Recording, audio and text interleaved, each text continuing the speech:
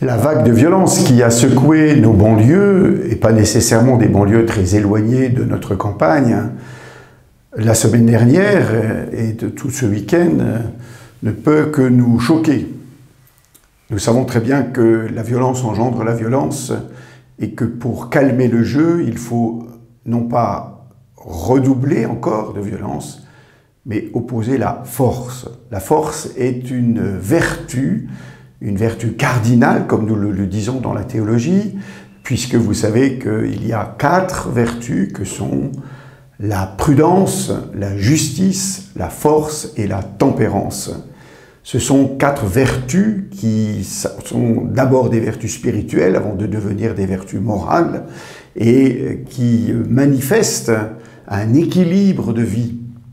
La prudence, qui est le fait d'être avec une clarté sur les actions à entreprendre, la justice qui entraîne une pondération, la force qui est la capacité de faire face à l'adversité d'une manière mesurée, posée, et cette manière mesurée s'appelle aussi la tempérance. Voilà.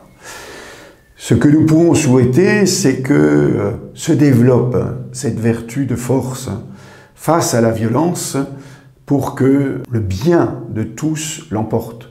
Nous voyons les dérèglements quand ce sont des écoles, les mairies, les services publics qui sont ainsi violentés. Eh bien, nous rendons bien compte que tout cela n'est pas constructif. Cherchons du mieux que nous le pouvons, par le dialogue, par la confiance que nous pouvons développer, cherchons à entraîner les jeunes générations en particulier à goûter au désir de construire plus que de détruire.